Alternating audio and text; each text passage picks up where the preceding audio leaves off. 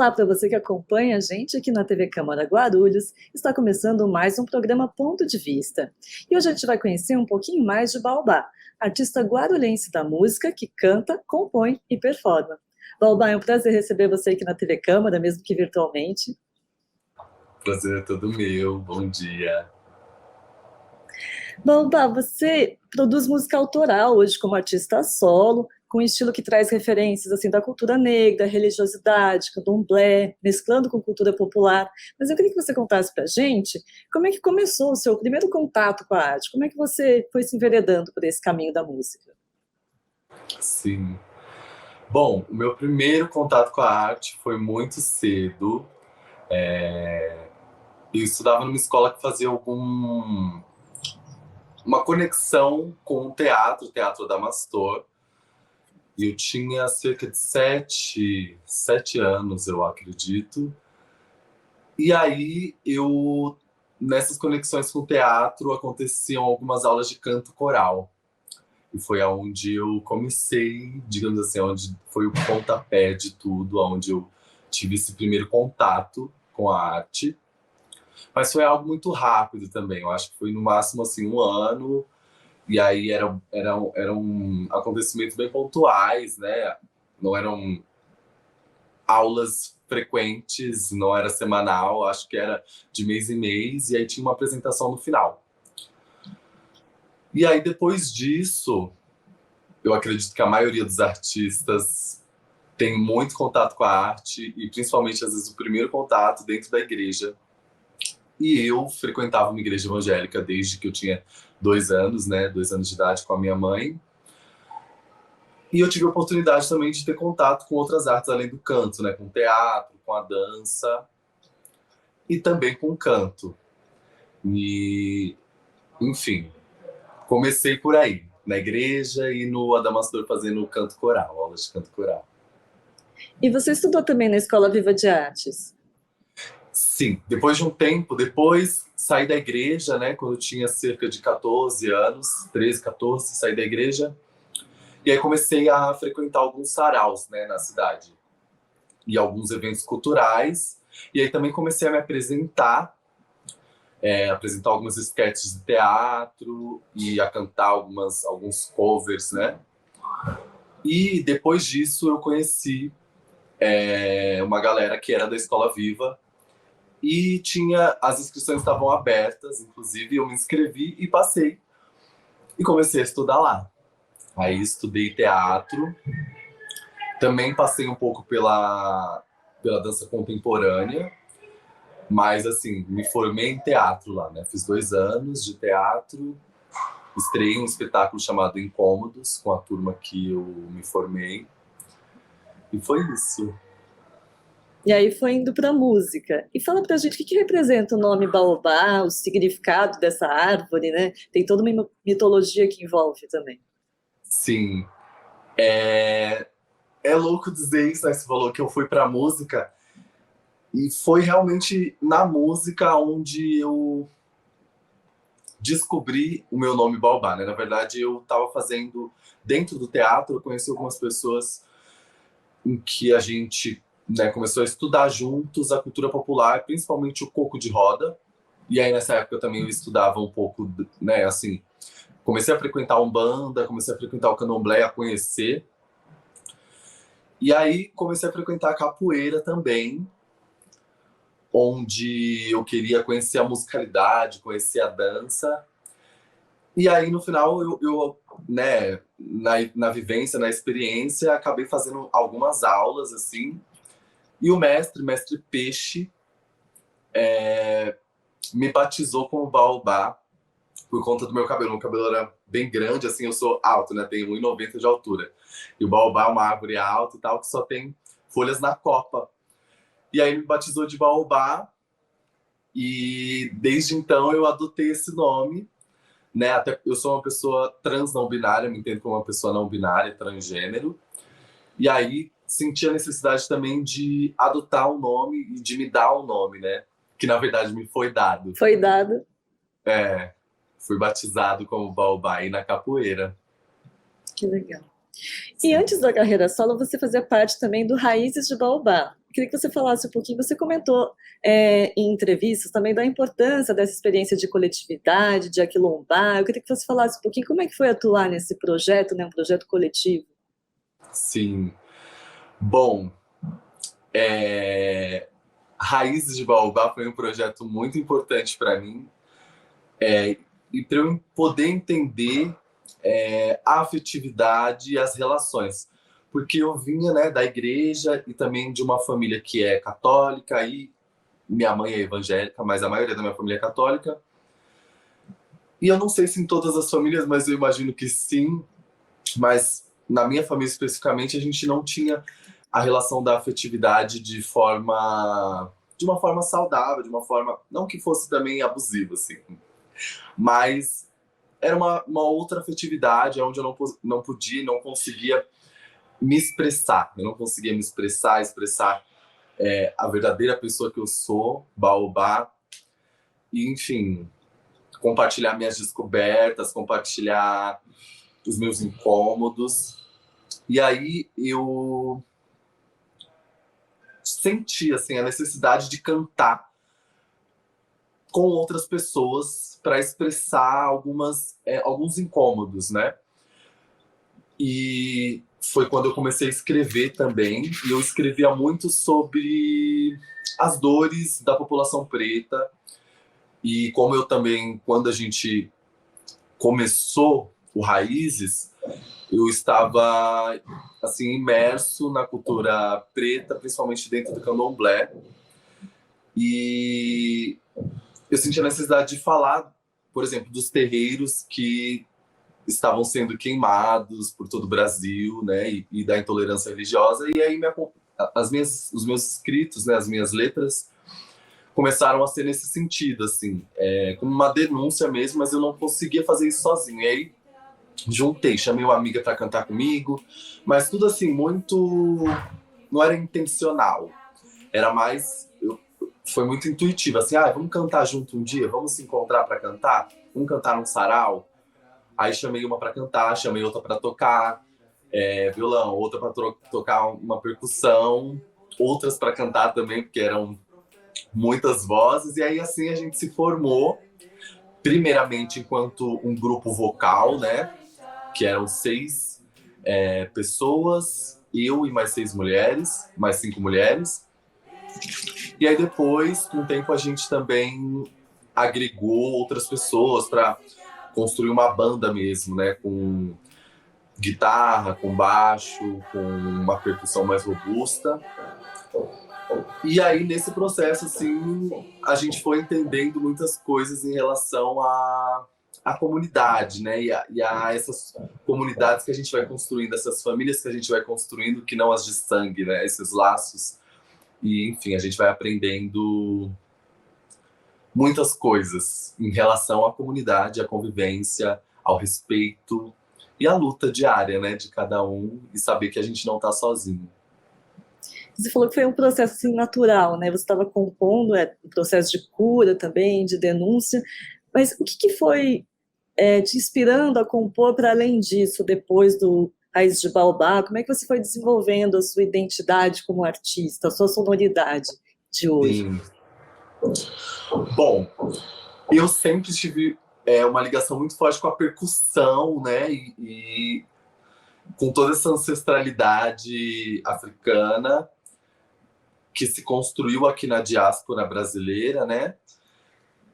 Então, tipo, tudo que eu fui, desde lá do teatro, né? Que eu passei no teatro e eu pesquisei muitas coisas no teatro, principalmente em relação à música.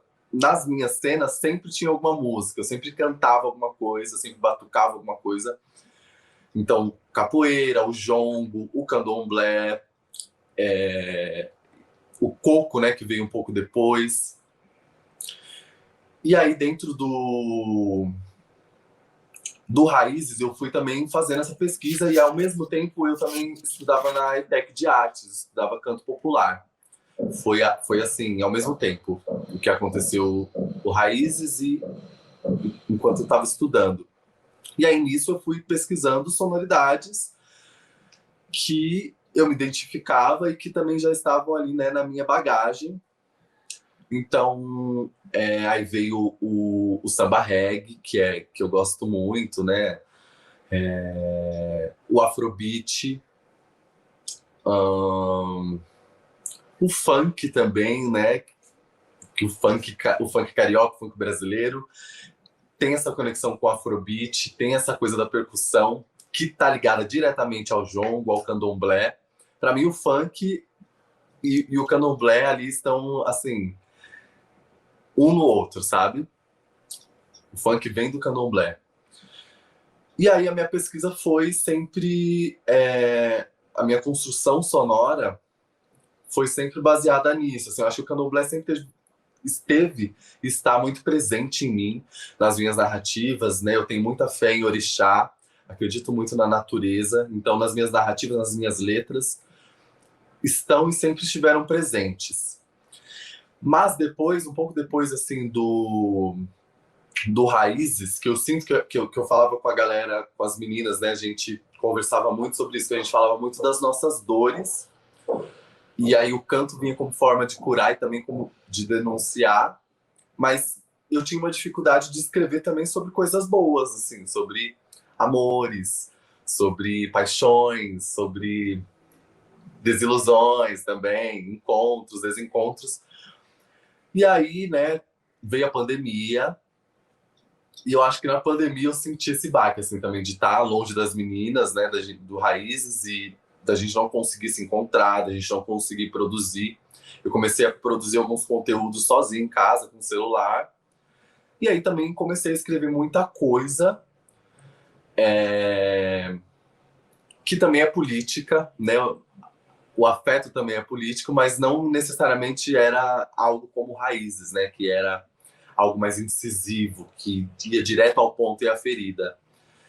E aí, desde então, eu comecei a fazer esse trabalho, né? Tipo, depois a gente acabou se separando, assim, a galera do Raízes, e eu comecei a fazer esse trabalho solo e a construir um novo repertório baseado nessa vontade de falar dos afetos e dos desafetos, nessa saudade dos afetos também, né? Porque eu tava no meio da pandemia,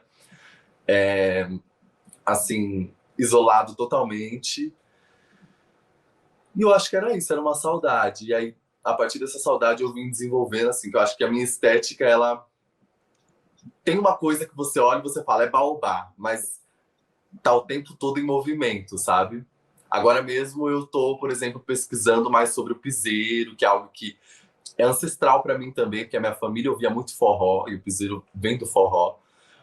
Então, toda a minha construção é muito assim, tem uma muvuca de coisas, sabe? Tem um molho ali. E eu acho que a música brasileira tem esse molho. E hoje eu tenho dito que a minha música é afropop, que também é um movimento filosófico, cultural, que traz justamente isso, esse molho, essa, né, toda essa ancestralidade musical, sonora e de narrativas. Legal, Baobá, a gente vai fazer um pequeno intervalinho e a gente vai ver um pedacinho, vai falar dos seus clipes, a gente vai passar um pedacinho agora de Alujá e a gente volta falando da produção dos clipes e toda essa estética que eu imagino que você contribuiu no próprio clipe também. A gente volta falando sobre isso. A voz de trovão, a benção na mão é um menino preto. Foi numa troca de olhar onde tudo começou, no canto direito da visão que você atravessou. No toque do Alujá, você dança meu amor, De longe já posso notar que tu é filho de Xangô. Agodô, ah, ele é filho de Xangô. Agodô, ei, é filho de Xangô. Agodô, é de Xangô. Agodô, tu é filho de Xangô. Agodô,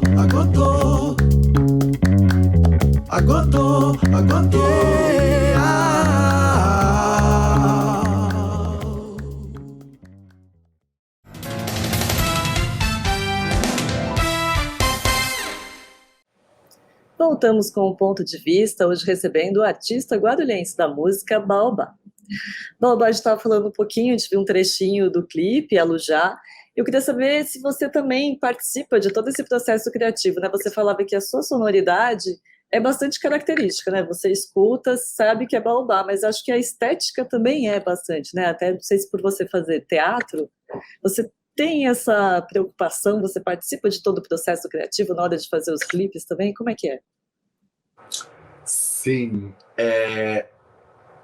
eu sou uma pessoa um pouco controladora, né? Então, tipo, eu gosto de estar a par de tudo. Então, eu estou no processo todo, principalmente na concepção. Então, a concepção do projeto, né? A parte criativa, o roteiro, a ideia, o plano que eu quero, o jeito que eu quero gravar. Geralmente sou eu. Eu chego com a ideia pronta, com o projeto ali pronto, e aí chamo a equipe, né? Convido a equipe que pode, né? Porque também é um trabalho colaborativo. Ainda não tenho como bancar clipes com verba, né? Então, todos os meus trabalhos até hoje foram colaborativos. Às vezes eu consigo uma verba para poder ajudar a galera na condução, para poder ajudar a galera na alimentação. A alimentação sempre é importante. Mas é sempre colaborativo. E eu sempre chego com a ideia pronta, o que eu quero pronto, o roteiro ali. Eu acho que o teatro me deu essa bagagem também, né? Dessa organização, assim, de entender as partes. E aí eu já chego com o roteiro, e aí faço essa reunião com a equipe técnica. E aí eu gosto também da parte, né? Eu faço essa direção criativa, essa concepção criativa, o roteiro, e também gosto da direção de arte. Então, de pensar cor, gosto de pensar paleta, de pensar cenografia. E aí eu chamo as mãos para me ajudar, né? Tem sempre muitas pessoas envolvidas ali nesse trabalho que é em conjunto. Falando desse lado colaborativo, Guarulhos tem, assim, em termos de pessoas, tem bastante gente fazendo arte, música, de forma bastante ativa, mas como é que você analisa o cenário cultural de Guarulhos com relação, assim, à estrutura, oportunidade? Você falou que fez Escola Viva de Teatro, de artes. Como é que você vê o cenário em termos de oportunidade, de incentivo? Sim. Bom, eu sempre tive muita dificuldade, né, de fazer arte em Guarulhos com remuneração. Sempre foi muito difícil para mim, e eu acredito que eu posso falar para os meus amigos e amizades da cena cultural, que sempre foi muito difícil estar em Guarulhos. Eu acho que viver e ser artista é resistência, mas em Guarulhos é ainda mais. Porque a gente sente muita falta de incentivos, né, de editais, de incentivos financeiros mesmo, porque a gente precisa, né? A gente faz tudo na luta, tudo né, na misericórdia, como eu costumo dizer, com esses braços amigos, mas a gente precisa, porque senão a gente sucumbe, né? A gente cansa em algum momento. E eu cansei, tanto que eu me mudei, tem 3 meses eu me mudei de Guarulhos para buscar novas oportunidades, justamente porque eu sinto que falta oportunidade em Guarulhos. Falta equipamento público que atenda às necessidades. Eu trabalho, por exemplo, numa fábrica de cultura, que eu me pergunto por que não existe uma fábrica de cultura em Guarulhos, né, que é do Estado. E é um programa incrível, né? É um programa que atende muitas pessoas, muitas crianças. Eu morava em Guarulhos, numa comunidade, né, chamada Arroz Doce, ali no Cocaia, em frente à comunidade. E quando eu vim para cá, né, nessa outra realidade de fábrica de cultura, que também era uma comunidade, eu trabalho na fábrica do Jaçanã, aqui no Jova Rural. E tem muita criança que é carente de espaços como esse. E aí eu fico imaginando, assim, imagina se lá onde eu morasse tivesse um espaço como esse, sabe? Um espaço que promove arte e cultura gratuitamente, que promove diversos cursos, que promove diversos espetáculos, shows, enfim. Esse contato que eu, por sorte, tive quando era pequeno, mas eu acredito que foi uma exceção, assim, e de alguma forma eu consegui encontrar, né, mais adiante, assim, conseguir trabalhar com isso, mas que eu gostaria muito. É que eu penso muito nas crianças, que eu vejo aqui e eu vejo lá a diferença, assim. Eles têm um espaço, sabe? Onde eles podem vir brincar, assistir, assistir alguma peça, ler um livro, mexer no computador, que tem o telecentro. E as crianças de lá, sabe? Que estão na rua, com contatos com outras coisas, com outras questões que poderiam, enfim, ser encaminhadas para espaços como esse. E é isso, eu acho que objetivamente eu sinto falta em Guarulhos de espaços que deem acessibilidade à cultura e à arte para todos. E é isso, eu não tenho muito o que dizer. O Sesc acabou suprindo um pouquinho essa necessidade. Você fez bastante parceria com o Sesc também, né? Você fez um mini documentário, Guarulhos Resiste, um olhar para a arte jovem da cidade, participou de um bate-papo também. Você acha que isso acabou sendo também um espaço, claro, é um só, né, dentro da cidade inteira, uma cidade muito grande. Mas como é que foi que surgiu a sua parceria com o Sesc, essas oportunidades? Eu fiz algumas coisas, né? Eu fiz um show com Raízes no Sesc também, um pouco antes de começar a pandemia, lá em novembro de 2019. Fiz um show recentemente também, só com Baobá, mas com outros artistas, né? O Nordestines, a convite de Getúlio Abelha. E, assim, eu acredito que o Sesc foi um espaço para mim de entender a minha música e o meu trabalho, a minha música como trabalho, e de entender essas possibilidades, né, de trabalhar com a arte. E, enfim, eu também fiz uma vez um curso no Sesc. Eu já tinha alguns contatos com editais, com escrita de edital e de projeto. E eu também fiz um curso no Sesc que me abriu essa visão, assim, que era justamente um curso sobre editais e sobre captação de projetos. E foi onde eu comecei a entender como apresentar a minha música, a minha arte, o meu repertório, o meu show como um trabalho, né, de uma forma que chegue para as pessoas de forma profissional, que soe como profissional, né? Porque eu acho que também nós artistas independentes, nós somos muito intuitivos, assim, a gente vai fazendo, a gente, né, escreve uma música, escreve um show, mas às vezes falta isso. Como que tem um show? Como que eu levo esse show para algum espaço? Como que eu faço acontecer? E além do Sesc me dá também essa experiência de aprendizado e de entender esses caminhos, também me deu a oportunidade de estar ali, de cantar, de conhecer uma estrutura incrível,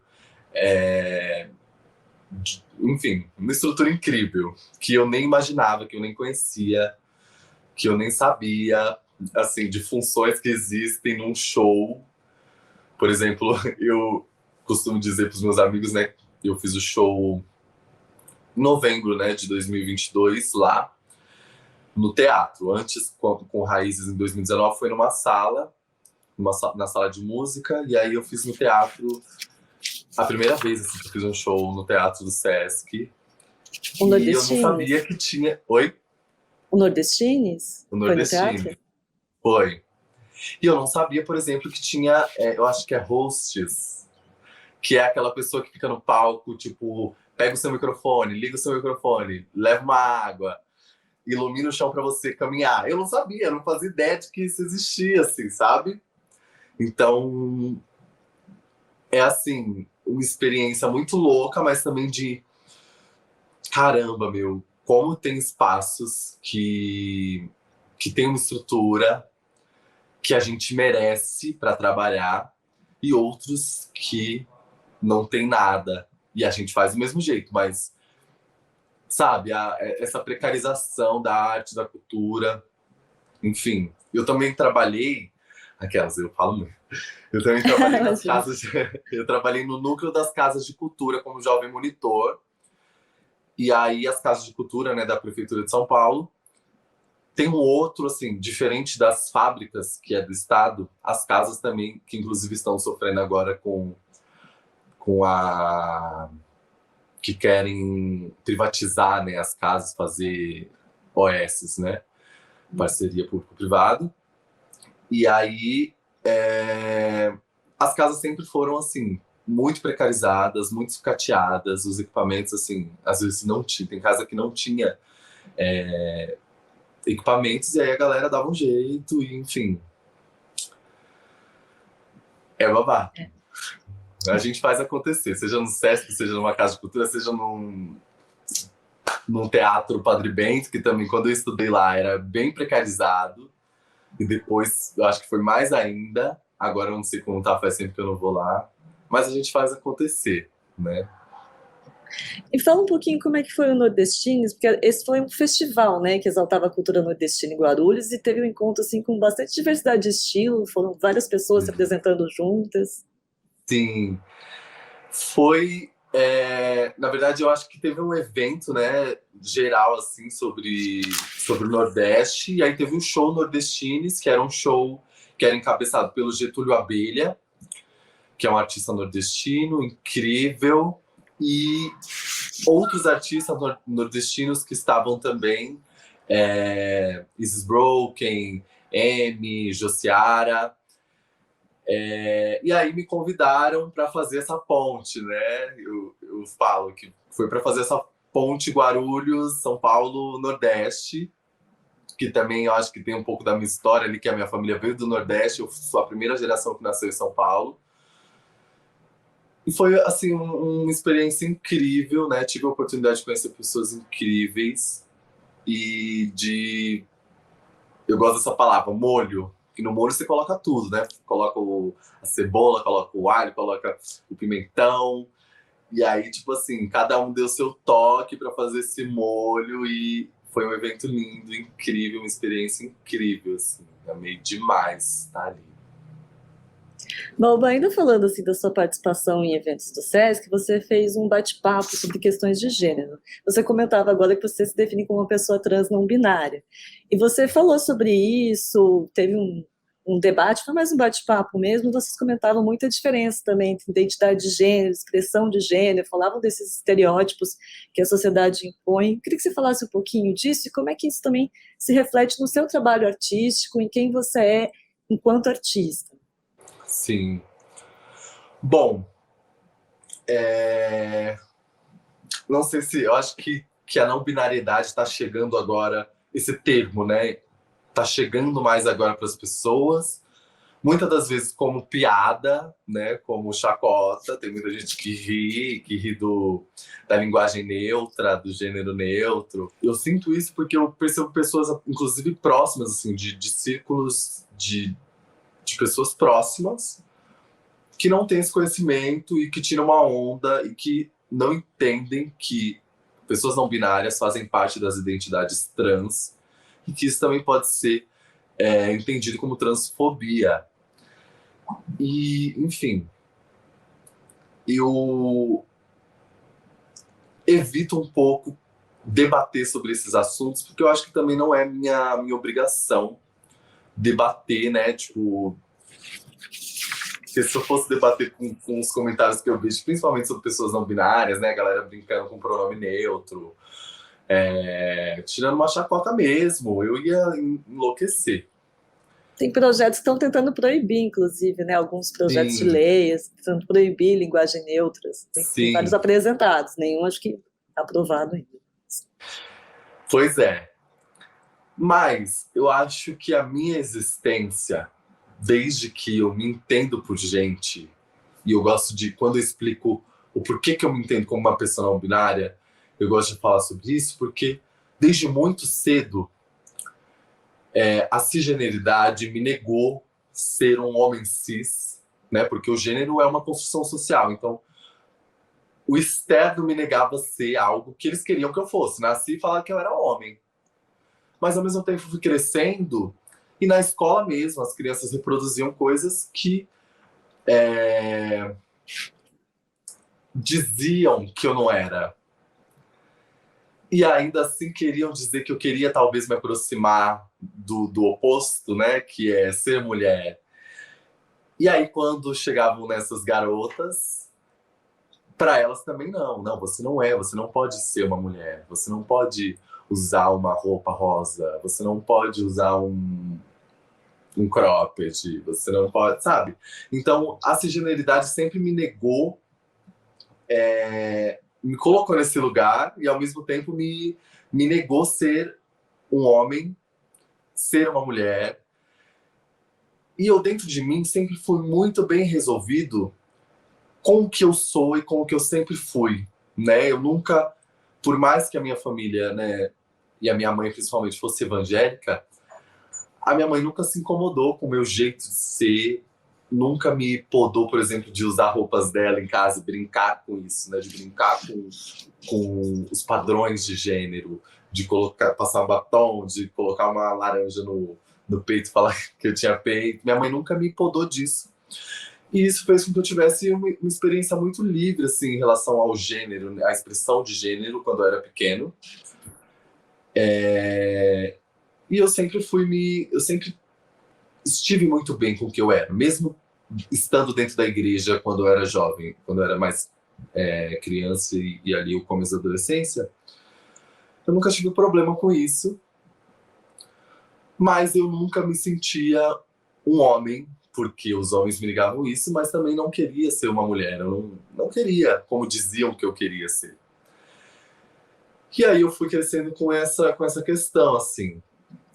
E aí, mais tarde, eu fui conhecer, né, a não-binariedade, essa transgressão do gênero, né, de realmente colocar a cisgeneridade em aflição, para que eles entendam que não existe apenas dois gêneros, não é o homem e a mulher, não é o masculino e o feminino.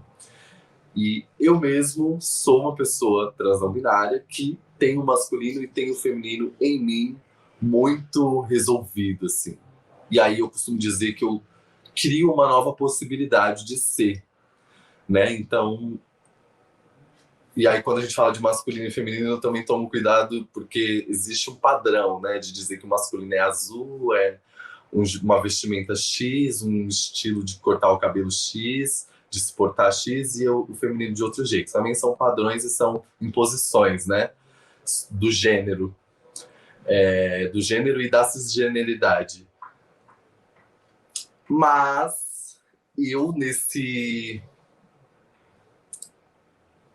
como eu posso dizer, nessa profusão, nessa mescla, me tornei quem eu sou. E é isso, assim, eu acho que é isso.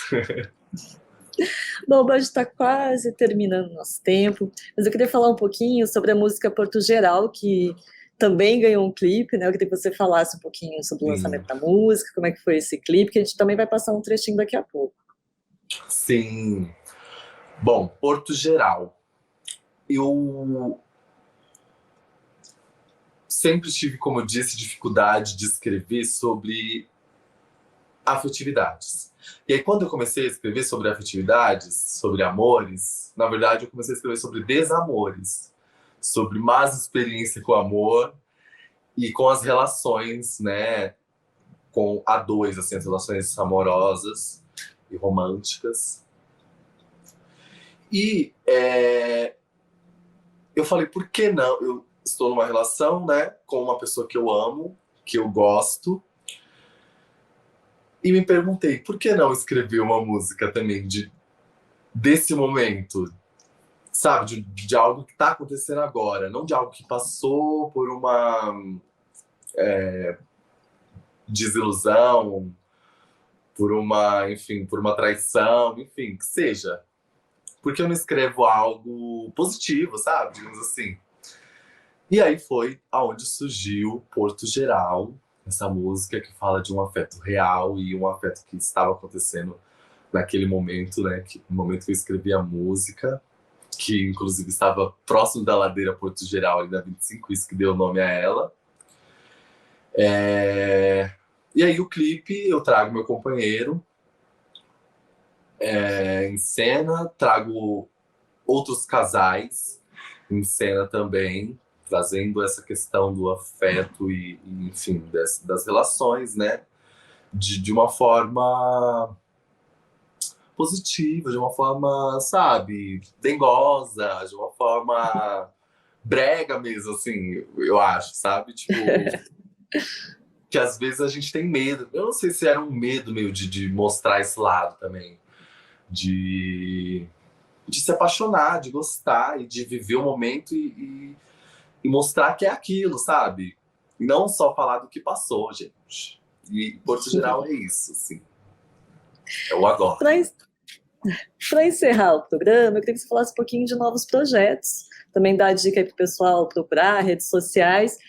E eu sei que você já está produzindo, gravando um clipe novo, né? Sim.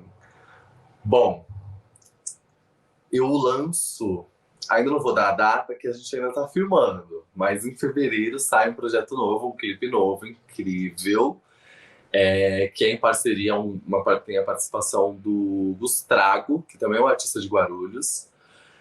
E, enfim, é um clipe caliente, assim, verão, carnaval, tá pra vir aí. E aí, para vocês saberem a data, nas minhas redes sociais, né, eu vou postar. Então, a rede que eu mais uso é o Instagram, que é Baobá Orim. Orim, que quer dizer música, né, cantiga em Yorubá. Baobá Orim. No YouTube, Baobá. No Spotify, Baobá. Enfim, todas as plataformas de música e de áudio, Baobá tá lá. Podem me ouvir. E acredito que seja isso. Me contratem, quem quiser me contratar, entendeu? Me chame aí nas redes também. Legal, Baobá. Agradeço muito a sua participação com a gente aqui na TV Cama. Eu que agradeço. Foi um prazer estar aqui. Agora a gente vai curtir, então, um pedacinho de Porto Geral. Eu agradeço a sua audiência em casa e a gente volta no próximo programa. Até mais. Eu tô tão feliz, isso é tão bom. Não é amor de carnaval, mas se tem folia a gente pula igual. Eu tô tão feliz, isso é tão bom. Sim, se escreve pra você, subindo a ladeira do Porto Geral. Eu tô tão feliz, isso é tão bom. Não é amor de carnaval, mas se tem folia a gente pula igual. Eu tô tão feliz, isso é tão bom. Sim, se escreve pra você, subindo a ladeira do Porto Geral. Depois de te deixar por esperar, no ponto eu te conto, eu quero sair por aí com você, de nave ou de ônibus. Se vamos de rolê eu vou, se vamos de ficar eu tô tranquilo e calmo nesse amor que é mar de pousar. Eu tô tão feliz, isso é tão bom. Não é amor de carnaval, mas se tem folia a gente pula igual. Eu tô tão